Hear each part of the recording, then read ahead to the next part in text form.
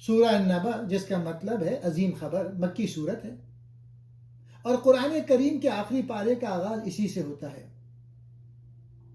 محمد اسد اپنی تفسیر the message of the قرآن میں اس سورہ کو انسانی شعور کے لیے ایک بیدار کن پکار قرار دیتے ہیں۔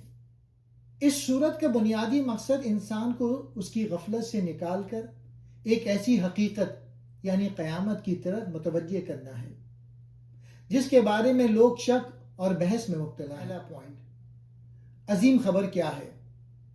سورت کا آغاز ایک سوال سے ہوتا ہے، یہ لوگ کس چیز کے بارے میں پوچھ گچھ کر رہے ہیں؟ محمد اسد کا نقطہ، اسد کے مطابق یہاں عظیم خبر سے مراد مرنے کے بعد دوبارہ جی اٹھنا اور آخری حساب کتاب ہے۔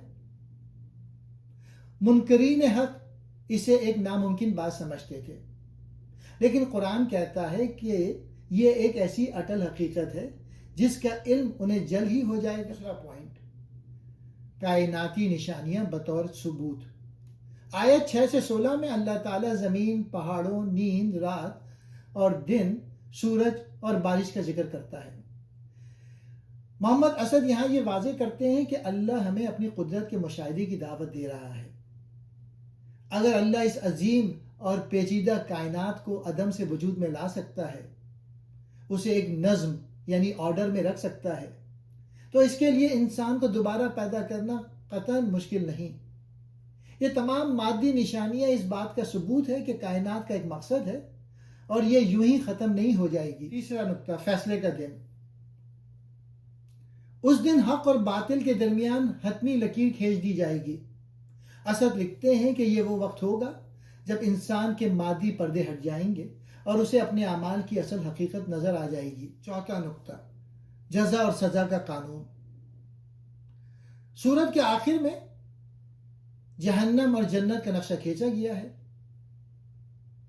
محمد اسد کے مطابق قرآن میں آگ یا باغات کے جو نقشے ہیں وہ انسانی عقل کو سمجھانے کے لیے استعارے یعنی میٹافورس ہیں۔ جہنم دراصل انسان کے اپنے برے اعمال کا نتیجہ ہے جو اسے لپیٹ لے گا، جبکہ جنت ان لوگوں کے لیے ہے جنہوں نے اپنی زندگی میں توازن اور تقوی اختیار کیا۔ پانچواں نقطہ، حسرت کا مقام۔ آخری آیت میں ایک کافر کی پکار کا ذکر ہے، کاش میں مٹی ہوتا۔